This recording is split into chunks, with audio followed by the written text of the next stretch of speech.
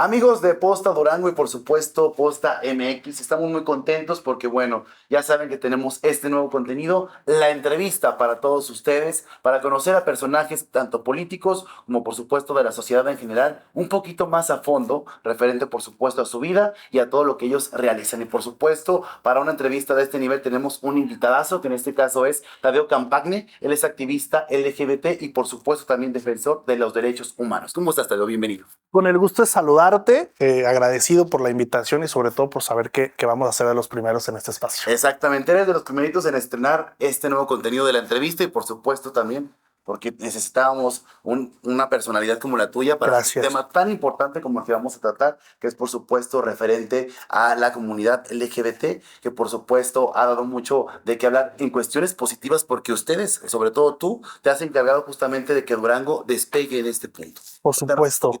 Pues mira, platicaba hace algún ratito, hace algunos días presentamos la encuesta o el resultado de la primera encuesta estatal en temas de derechos LGBT o necesidades LGBT. Claro.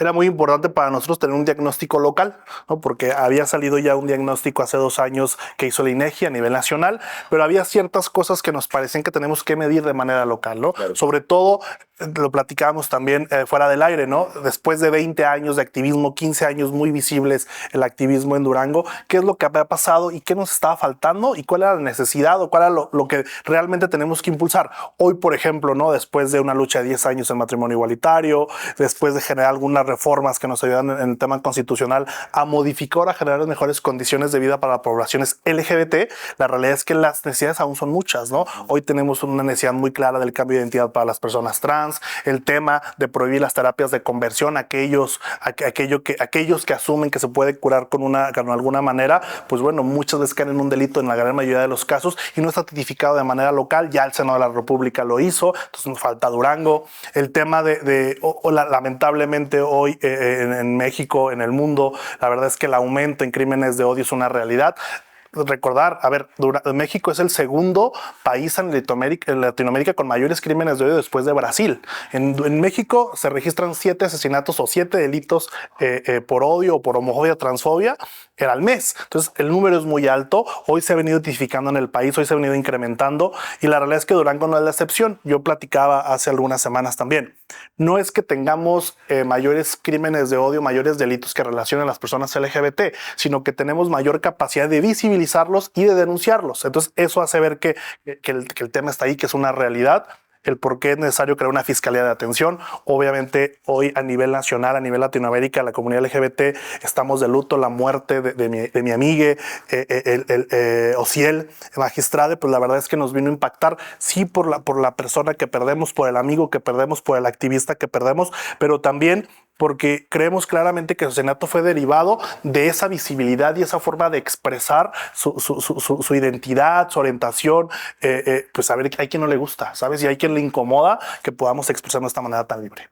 Y justamente Durango, pues bueno, ha sido un poquito cerrado en cuestión de que se puedan expresar y lo más importante, que puedan visibilizar. Lo comentábamos nosotros también, que es muy difícil que se puedan ver 2 hombres besándose en la calle o 2 mujeres. ¿Por qué? Porque aún tienen ese miedo de salir a las calles y que la gente, por supuesto, los entienda, los comprenda. Y viene desde casa esta situación, ¿no? Sí, mira, ahí te voy a dar un dato duro, por ejemplo, que arrojaba la encuesta estatal, ¿no? El 31% de las personas LGBT encuestadas en la entidad, en 22 municipios del estado, decían que el primer acto de discriminación y de violencia lo sufrieron en su casa, ¿no? Y es lamentable porque realmente hoy nos preocupa aquellos que somos adultos independientes, y suena a TikTok, pero la realidad es de que podemos gozar de alguna manera de controlar nuestras vidas. Pero a mí me preocupan las infancias LGBT y las adolescencias LGBT que existen, ¿no? Hay quien discute el tema de no, un niño, una niña, un adolescente no tiene noción de su identidad. Por supuesto que la tenemos y por supuesto que existe.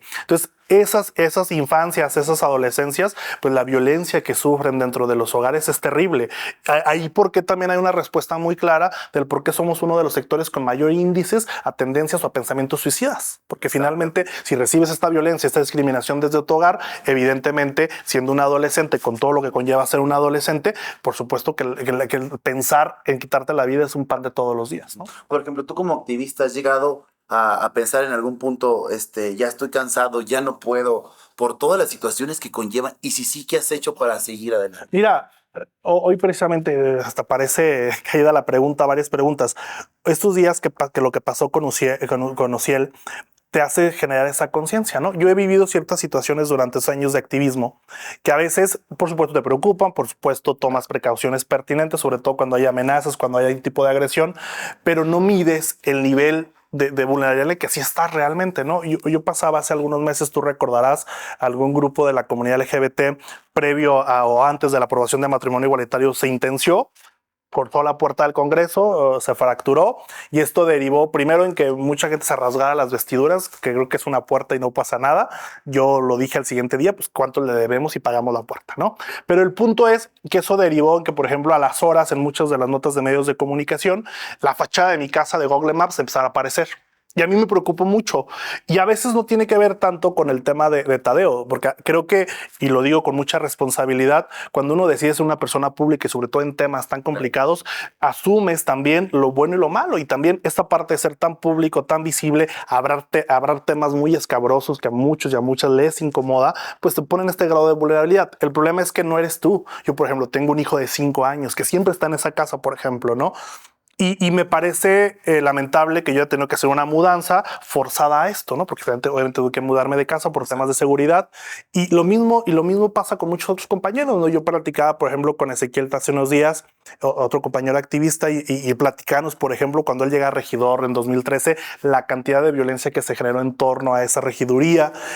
Todavía en la marcha pasada, Ezequiel, estábamos a 2 horas de la marcha, andaba buscando su camioneta porque se la habían robado de afuera de su negocio, y realmente se la robaron con la intención de molestar, porque a las horas aparece o la fiscalía la encuentra, y la encuentra así como casi diciendo, pues nomás como para dar un susto, ¿no? Y cosas como esas que nos pasan en la práctica, en la realidad, que a veces yo trato de que no perdamos a veces, y lo digo, insisto, con mucha responsabilidad, cuando uno se dedica a esto, a la política, al activismo, a cualquier cosa que esté relacionada con la vida pública, a veces uno pierde un poco la realidad, la noción de lo que pasa allá afuera, ¿no? O de lo que conlleva, que una nota de medios de comunicación tenga 100,000 mensajes de odio o de agresión o de violencia. A veces uno alcanza a medir eso, pero la realidad demostrado es que si hay muchas personas allá afuera que piensan, asumen y consideran que agredir o violentar a una persona LGBT o un defensor de los derechos humanos, pues es correcto, ¿no? Hasta hacer un favor. Entonces, eso es grave y eso nos preocupa.